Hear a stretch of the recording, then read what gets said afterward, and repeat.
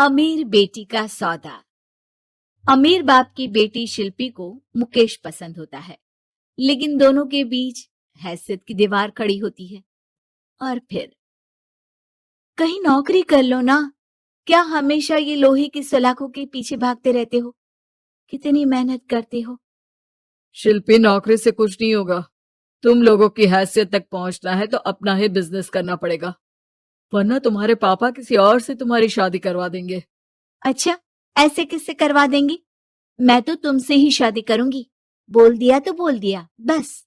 मुकेश उस बेचारी को समझाता भी तो क्या। दुनिया के रीति रिवाजों से काफी दूर थी शिल्पी। भले ही बड़े बाप की बेटी, लेकिन सादगी इतनी कि क्या कहना। बेटा शिल्पी, कल तुमको देखने लड़के वाले आने वाले हैं, तैयार रहना। मैंने तुम्हारी माँ को समझा दिया है। घर के सारे नौकर चाकर को वो समझा देगी कि स्वागत कैसे करना है। कैसी बात कर रहे हैं पापा? मैं तो मुकेश से प्यार करती हूँ, उसी से शादी करूंगी। मैंने आपको बताया था ना। मुकेश किसका बेटा है? वो स्टील किंग सिंघानिया का, या वो जो बड़े ज्वेलरी वाले हैं मेहता, उनका?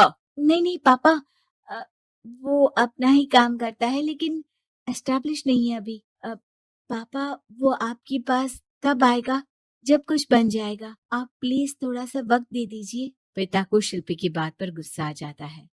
वो उससे कुछ नहीं कहते और शिल्पी की माँ के पास जाते हैं। ये संस्कार देकर बड़ा किया तुमने शिल्पी को, और कैसे मैं किसी भिखारी के साथ उसकी शादी कर दूं? कौन है ये मुकेश? मैं जानती हूँ, बड़ा ही होनहार लड़का है। शिल्पी से बहुत प्यार करता है और शादी करना चाहता है। अरे ऐसे कैसे मैं किसी से भी अपनी बेटी की शादी कर दूं? कोई भी उठकर आए और कहे कि मैं शादी करना चाहता हूं तो मैं शादी कर दूं?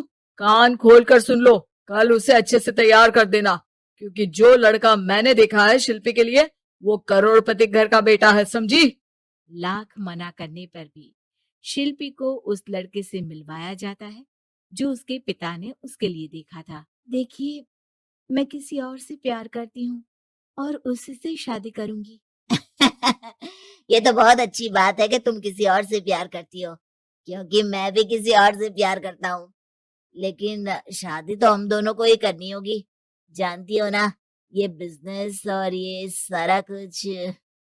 शिल्पी को समझ में नहीं आता कि वो क्या कह रहा है, लेकिन वो समझ जाती है कि वो लड़का भी किसी और से प्यार करता है।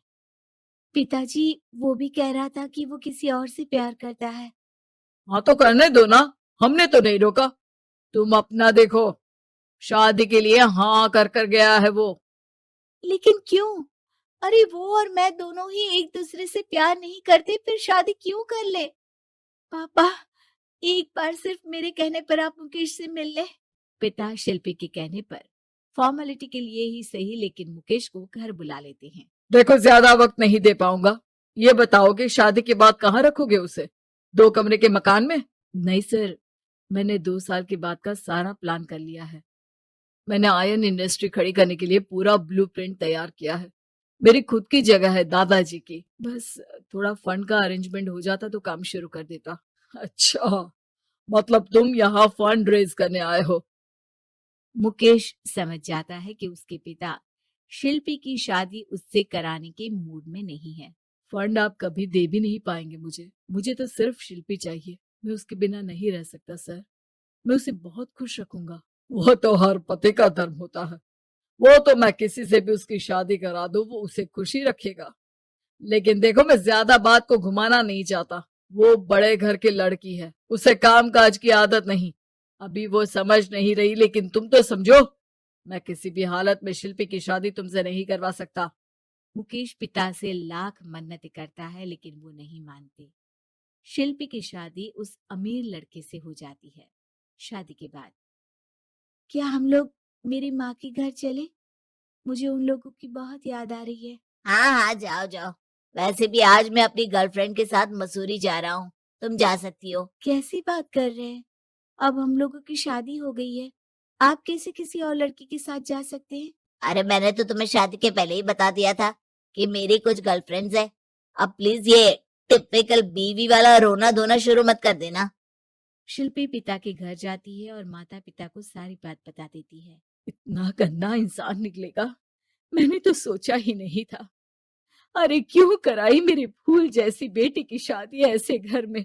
और तो क्या हो गया, शुरू शुरू में हर घर में ऐसा होता है, धीरे धीरे ठीक हो जाएगा। और वैसे भी उन लोगों के साथ हम लोगों की एक बड़ी डील फाइनल हुई है, समझी। उन लोगों से रिश्ता बनाकर रखो, तभी पैसों की बारिश होगी। पापा, अब समझ में आया कि आपने मेरे साथ ऐसा क्यों किया।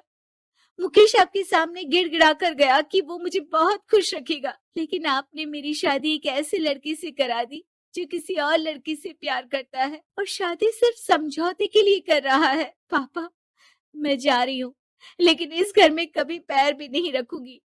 आपने मुझे सामान की तरह इस्तेमाल किया। माँ शिल्पी को बहुत रोकती है, लेकिन वो एक नहीं सुनती। कुछ समय बाद, शिल्पी, मुझे नहीं लग रहा कि अब हम दोनों के बीच ये शादी और रह पाएगी। मैं किसी और से शादी करना चाहता हूँ। वैसे तुम परेशान मत हो ना, तुम्हारे पापा के साथ हम लोगों की डील जो चल रही है ना, वो नहीं रुकेगी, क्योंकि तुम बहुत अच्छी लड़की हो। ठीक है, मैं जा रही हूँ, तलाक के पेपर में साइन करके। लेकिन एक शर्त है, मैं कहाँ गई ये बात मेरे पिता तक नहीं पहुंचनी चाहिए। शिल्पी घर छोड़कर चली जाती है। वो एक नौकरी करती है और अपना जीवन खुद संभालती है। लेकिन एक दिन, शिल्पी जी, आपसे मालिक मिलना चाहते हैं। अब मुझसे क्यों? शिल्पी मालिक के कमरे में जाती है, जहां सामने मुकेश होता है। अरे आप, आपको देखकर बहुत खुशी हुई, बहुत बड़े आदमी बन गए। थैंक्स, पर तुम्हें नौकरी करने की क्या जरूरत पड़ गई। मैंने तो सोचा भी नहीं था कि तुम मेरी शिल्पी होगी। तभी वहां शिल्पी के पिता आ जाते हैं। शिल्पी, तुम्हारे बारे में माँ से पता चला। घर चलो बेटा, मुझे माफ कर दो। मुकेश, मैं यहाँ अपनी कंपनी के काम के लिए आया हूँ। तुम्हारी कंपनी की डील अगर हमें नहीं मिली तो हम बर्बाद हो जाएंगे। वैसे अब तुम चाहो तो शिल्पी की शादी मैं तुमसे कराने को तैयार हूँ। बस करिए पापा, ये क्या सौदा लगा रखा है आपने।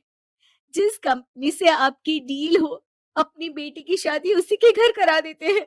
शिल्पी मुकेश से माफी मांगती है और वहां से जाने लगती है कि मुकेश उसे रोक लेता है। रुको शिल्पी, ये सब कुछ तुम्हारे लिए है। ये कंपनी, ये नाम सिर्फ तुमसे शादी करने के लिए ही खड़ा किया था। मैं आज भी तुमसे बहुत प्यार करता हूँ।